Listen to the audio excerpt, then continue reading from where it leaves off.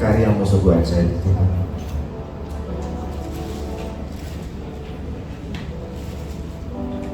Kau telah menyelamatkan kami, Kau telah menebus kami semua. Kami bukan milik kami lagi ya Bapa, kami mau hidup untuk Kau. Tuhan, Kau sungguh besar, karyamu sungguh ajaib, tiada hentinya ku mengagumi, sungguh Kau ajaib. Tuhan, Kau sungguh besar. Tuhan, Kau sungguh besar, karyamu sungguh ajaib, karyamu sungguh ajaib, tiada hentinya ku mengagumi, tiada hentinya ku mengagumi, sungguh Kau ajaib. Ku mau selalu bersyukur kepadamu Tuhan, anugerah-Mu mempesonaku selalu dan selalu Kau angkat hatiku, Kau membuatku berharga di mata-Mu. Saya katakan Tuhan, Kau sungguh besar. Tuhan, Kau sungguh besar, karyamu sungguh ajaib, tiada hentinya ku mengagumi, sungguh Kau ajaib.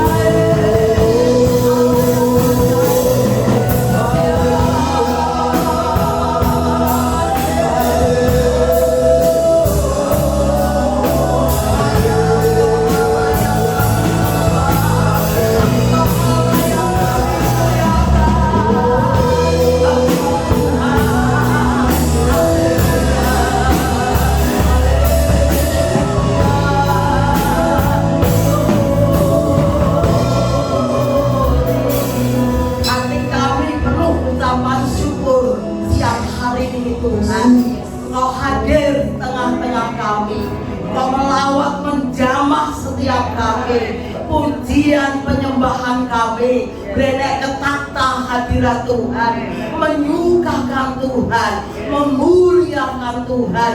Sekarang berfirmanlah, hati kami rindu, hati kami haus untuk berjumpa dengan Tuhan secara pribadi. Melalui firman-Mu kami dibangunkan, kami dibangkitkan bersama dengan Kristus, hidup di dalam kemenangan.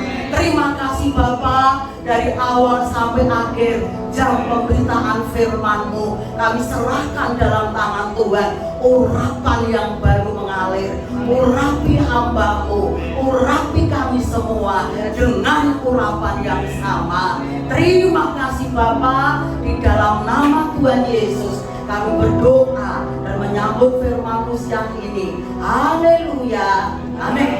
Silakan duduk Bapak Ibu. Ya, salam. Ya. Terima kasih untuk Ibu Kori, Bapak Yulis dan semua keluarga yang memberikan kesempatan untuk saya boleh ada di tengah-tengah Bapak Ibu, boleh mengeserkan firman Tuhan. Ya, saya pendeta dari Gunung, ya, dari daerah Jawa Tengah, daerah Ungaran, Bawen, ya. Ibu Kori ini sudah, tidak terhitung berkunjung di tempat kami dan melayani di tempat kami. Dan hari ini oleh anugerah Tuhan kita boleh bersama-sama bertemu di dalam merayakan hari kemenangan, yaitu hari Paskah. Amin. Paskah memberikan sesuatu yang luar biasa atas kehidupan kita. Itu sebabnya siang hari ini firman Tuhan saya beri judul Kuasa Kebangkitan Kristus. Bapak Ibu saudara kasih Tuhan, salah satu kebenaran yang terbesar di dalam kehidupan kita, dalam kekristenan adalah kematian Yesus Kristus. Ternyata Yesus tidak hanya mati, tetapi hari yang ketiga dia bangkit.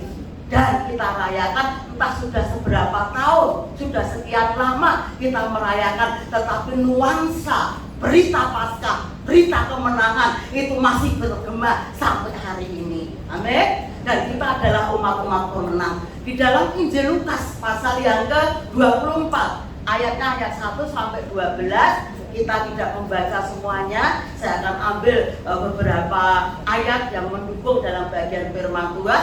Yang pertama kita akan lihat Paskah itu adalah bukti-bukti kebangkitan Yesus, ya.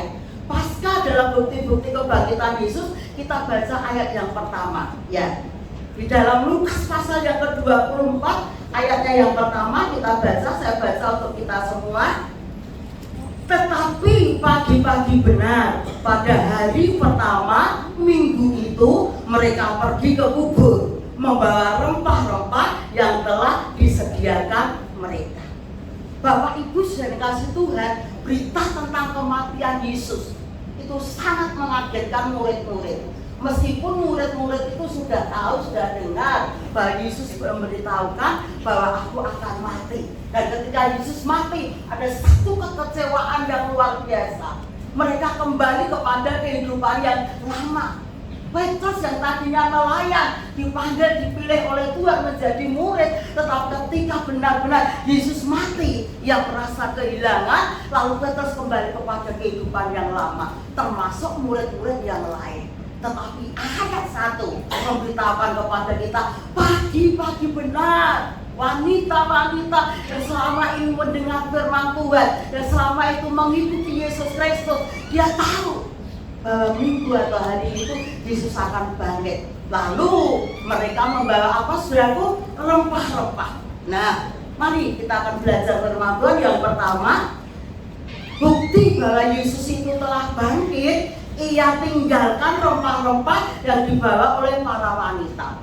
Apa itu makna, tujuan, atau arti daripada rempah-rempah? Rempah-rempah saat itu adalah sesuatu yang sangat mahal, sangat berharga. Ya, kita lihat contoh tentang orang Majus. Ya, ketika orang Majus itu mau bertemu dengan Yesus, maka mereka membawa rempah-rempah atau mereka membawa sesuatu persembahan yang sangat mahal harganya. Apa persembahan yang dibawa orang Majus? Mur, kemenyan, dan apa saudaraku? Emas. Nah, ini benda-benda yang berharga. barang-barang yang mahal dibawa oleh orang-orang Majus untuk melihat, mendengar, menyaksikan bayi Yesus. Rempah-rempah yang lain itu juga kita pernah mendengar ada seorang wanita yang datang kepada Yesus, yang dianggapnya dia tidak layak. Lalu wanita itu mengurapi kaki Yesus dengan minyak narwastu yang sangat mahal harganya. Tidak cukup hanya meminyaki atau mengurapi kaki itu dengan minyak, tetapi dibukanya lah sanggulnya atau diurainya rambutnya, lalu disekanya dengan rambut. Ini hal-hal yang luar biasa. Jadi kebangkitan Yesus Kristus itu memberitahukan kepada kita sebuah kemenangan yang luar biasa. Yesus telah menang. Lalu sesuatu yang sangat berharga dalam kehidupan kita, apa yang bisa kita lakukan atau kita persembahkan kepada Tuhan di dalam kehidupan kita di abad modern ini? Lalu apa yang paling berharga di dalam kehidupan kita sekarang ini? Yang paling berharga dalam kehidupan kita adalah keselamatan. Amin. Itu sangat berharga. Ada satu kesaksian, ini kisah nyata, karena yang menyaksikan adalah seorang anak yang mengalami sesuatu yang luar biasa. Seorang ibu dari suku India.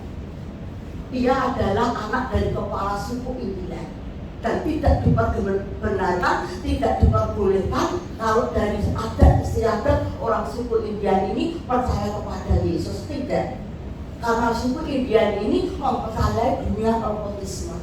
Lalu seorang anak dari kepala suku ini menerima Yesus Kristus sebagai Tuhan dan Juru Selamat.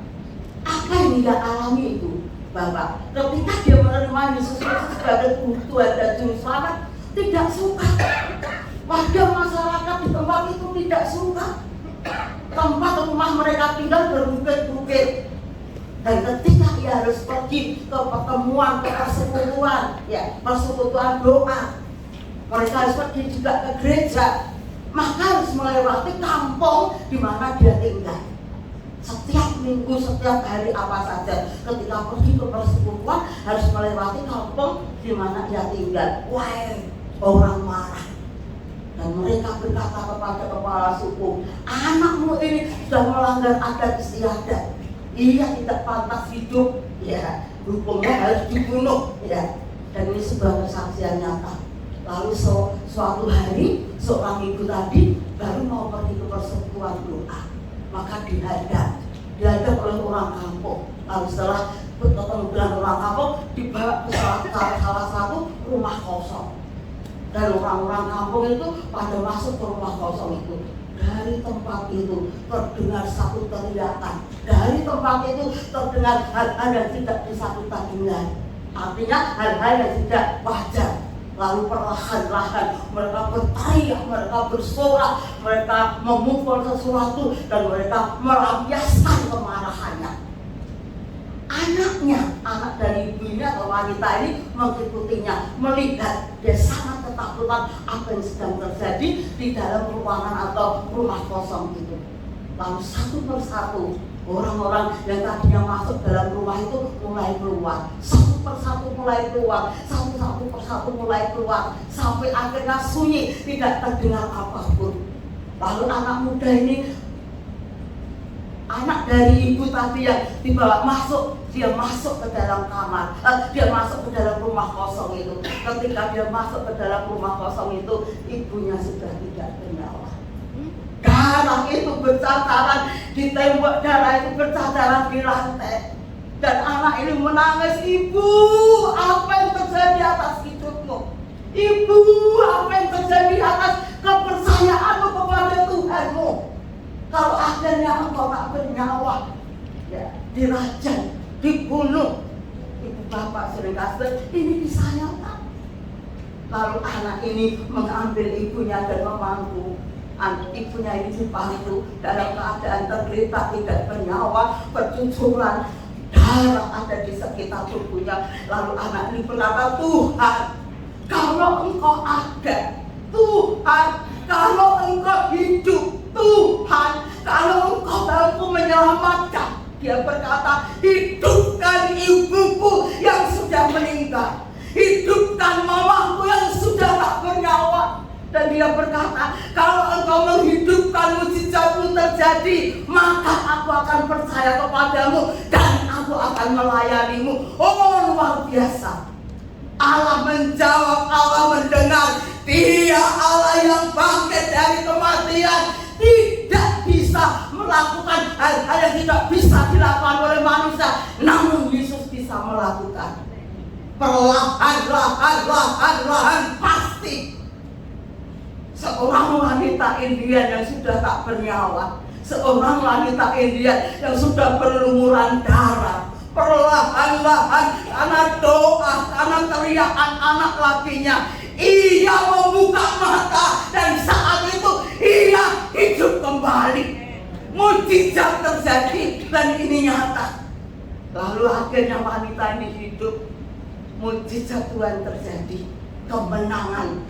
Bapak Ibu saudara Tuhan, akhirnya anak ini, yang laki ini masuk sekolah pendidikan teologi dan menjadi pendeta. Sampai hari ini dia masih hidup dan dia yang bersaksi. Nah, ini harga yang luar biasa. Ini keselamatan. Di mana kita telah diselamatkan oleh Yesus melalui Yesus Kristus yang mati di atas kayu salib dan kebangkitannya membuktikan bahwa Dia Allah yang menang. Tidak ada masalah yang tidak ada jalan keluarnya, tidak ada kesulitan yang tidak ada jalan keluarnya. Tanpa seizin Tuhan, rambut di kepala kita tidak akan gugur. Tanpa seizin Tuhan, kita tidak akan mengalami hal-hal yang malang. Bicara tentang kematian itu Bapak, berkali-kali saya menghadapi apa yang itu namanya kematian. Baik itu di darat, baik itu di laut, baik itu di udara. Sampai tidak ada sesuatu yang bisa saya meminta tolong. Saya hanya berkata, Yesus, aku masih mau hidup. Masih ada banyak tugas, tanggung jawab yang harus aku lakukan. Dan sampai hari ini saya ada, itu kemurahan Tuhan. Jadi luar biasa. Lalu yang kedua, bukti-bukti bahwa Yesus itu hidup yang kedua, ia meninggalkan kubur yang kosong. Ayat 2 kita baca dulu di dalam Matius pasal yang ke-24 ayat yang kedua. Mereka mendekati batu sudah saudaraku terguling dari kubur itu, dan kubur itu kosong, membuktikan bahwa dia hidup. Anak Allah, Yesus namanya. Dan itu luar biasa. Kubur kosong terjadi sebuah mujizat karena dia sudah bangkit. Jadi luar biasa. Saya maju agak cepat. Yang ketiga, bukti bahwa Yesus itu telah bangkit, ia meninggalkan kain kafan pembungkus. Saya pernah pergi ke Israel dengan Ibunda Tomri dan Bapak tilas tentang apa yang terjadi di dalam Alkitab. Lalu itu maka itu benar bahwa kubur Yesus sampai hari ini masih tetap kosong. Ya. Lalu Yesus meninggalkan apa saudara, kain yang untuk membungkus dirinya. Nah, mari kita akan melihat sedikit di sini. Di kain itu bicara tentang kemegahan, kemuliaan, harga diri. Lalu ada juga pakaian-pakaian imam di dalam Alkitab, lenan halus, jubah ungu, baju zirah dan lain-lain sebagainya. Lukas pasal yang ke-16 ayat 19, 1 Samuel 17 ayat kelima itu bicara tentang sebuah kebesaran. Harga diri ya itu ada di busanya. Ya. Lalu ibu bapak sudah kasih Tuhan, orang akan melihat, orang akan menghargai dengan apa yang dipakai seseorang. Ya, kalau seorang tentara dengan memakai baju kebesarannya, maka dia akan dihargai dan dia bisa melakukan tugas dan tanggung jawabnya dan lain sebagainya.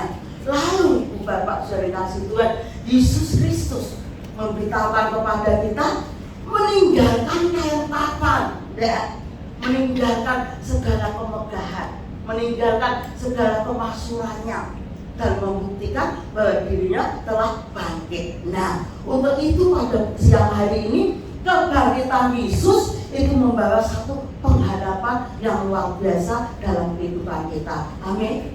Nah, yang pertama, dengan kuasa kebangkitan Yesus akan menyertai kita untuk memberitakan Injil. Artinya apa? Bersaksi, bercerita tentang Yesus, bercerita tentang anugerah Tuhan dalam kehidupan kita.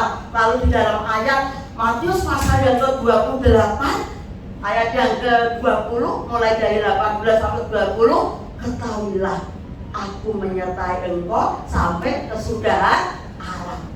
Jadi kita tidak sendiri, Allah bersama kita.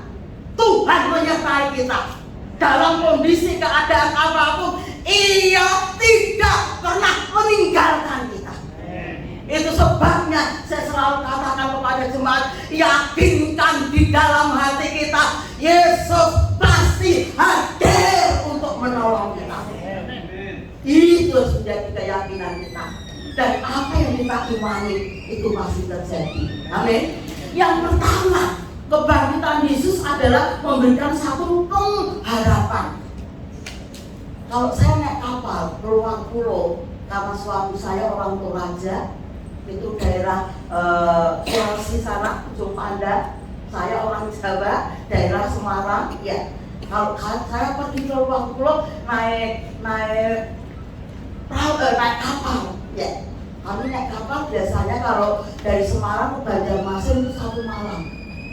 Lalu kami ada di kapal itu dan berlayar. Kalau bulan Agustus itu sangat serem.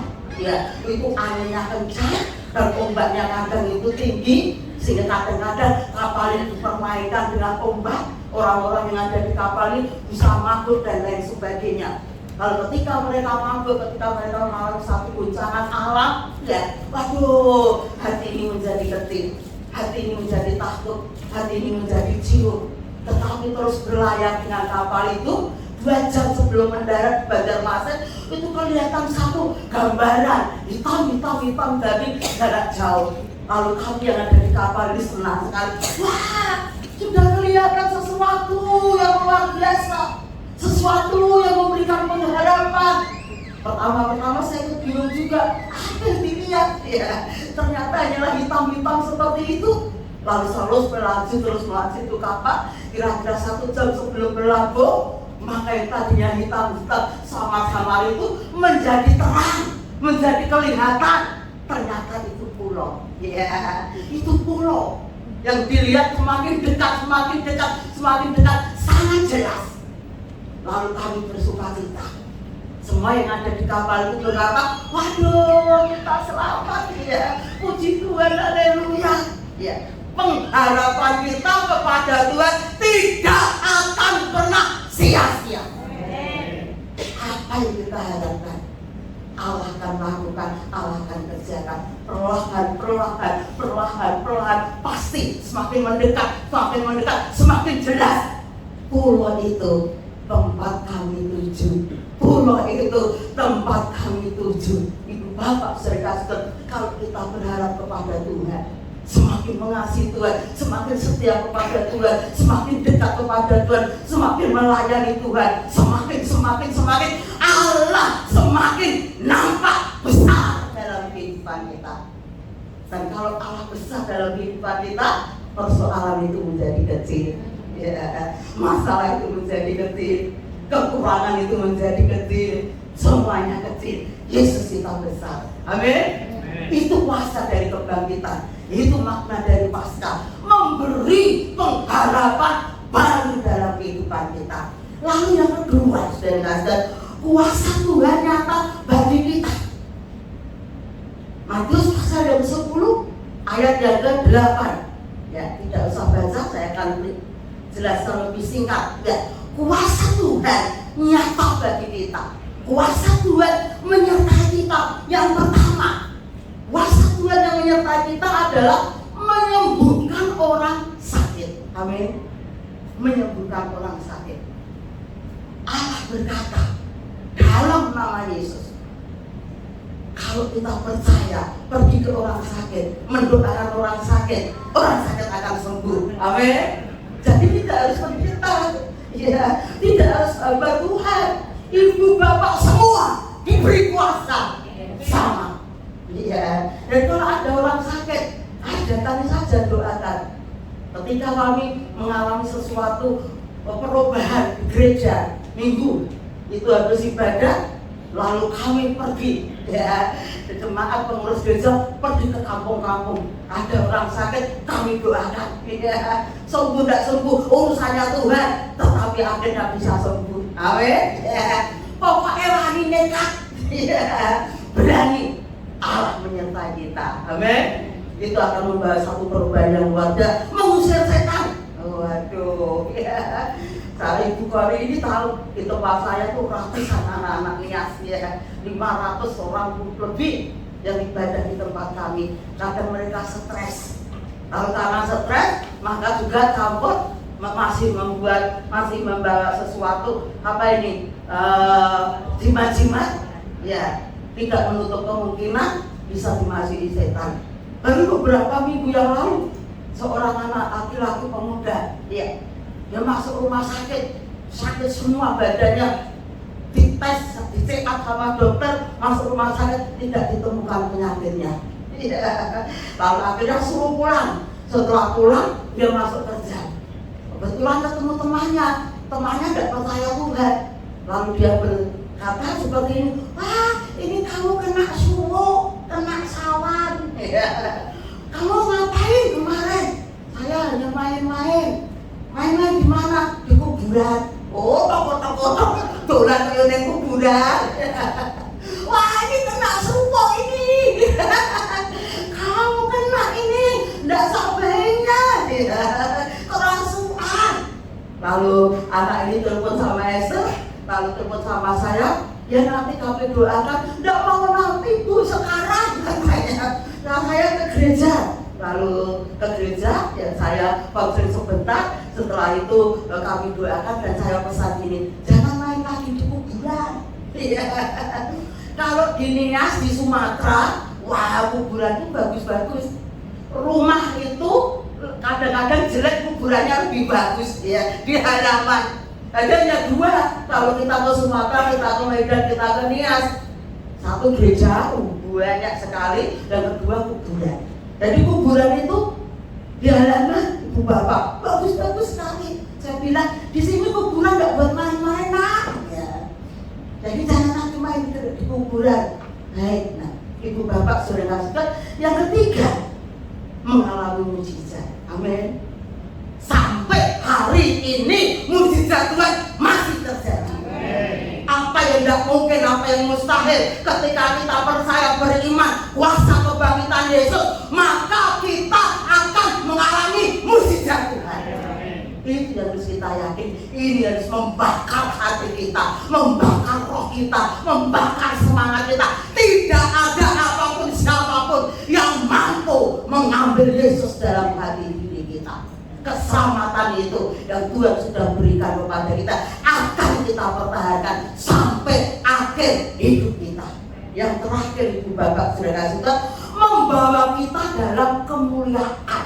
Ini rangkuman kesimpulan dari kebangkitan Yesus Kristus akan membawa kita menuju dari kemuliaan satu kepada kemuliaan yang lain. Ayat terakhir Filipi pasal yang ketiga. Ya, ayatnya yang ke-10 sampai ayat yang ke-11. Surat Filipi pasal yang ketiga sebagai terakhir, ayat yang ke-10 sampai ayat yang ke-11. Kita baca bersama-sama.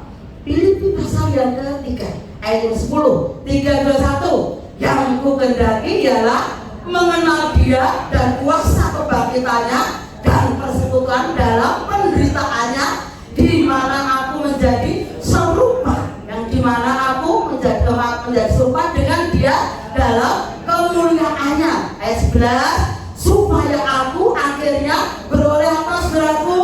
Kebangkitan dari antara orang mati. Amin. Jadi kita dipanggil, kita dipilih, bukan hanya untuk bahagia, bukan hanya untuk sukacita, bukan hanya happy-happy, tetapi supaya kita setia. di dalam kesulitan, dalam penderitaan, dalam himpitan, dalam kekurangan, setia menderita bersama Kristus agar kita beroleh kemuliaan bersama Kristus. Di balik segala penderitaan, di balik segala kesedihan, di balik segala kegagalan, ada kesuksesan, ada kemuliaan, ada keberhasilan yang Allah berikan kepada kita. Itu sebabnya kita mau setia. Kita mau setia. Amin. Tuhan berkati. Pemain musik sambil dengar, kita akan satu pujian seperti wanita mengurapimu, menangis di bawahmu, dan kita akan tetap setia taat sampai akhir hidup kita. Mari kita bangkit berdiri.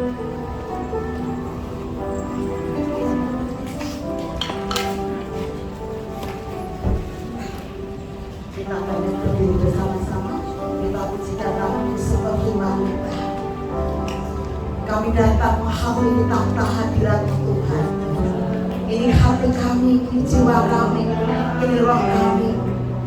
Dalam persekutuan doa, root bless, kami ingin bertumbuh, kami ingin mengenal Tuhan, kami ingin setia, kami ingin taat sampai akhir hidup kami. Percaya kepada Tuhan, tekun. Yesus engkau baik lagi Seperti wanita, seperti wanita mengurapimu, menangis di bawah kaki.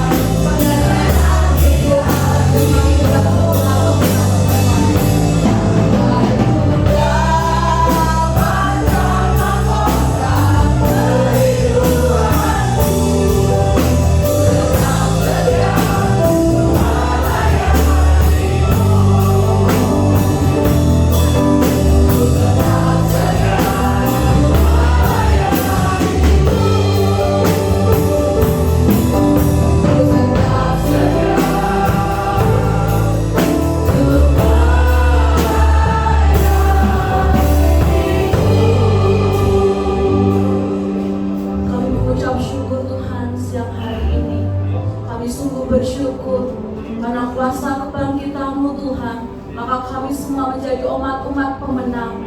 Terima kasih Tuhan, Kau telah mati buat kami, Kau juga bangkit buat kami. Kau memberikan kepada kami pengharapan yang baru, kekuatan yang baru, sukacita yang baru oleh karena Tuhan.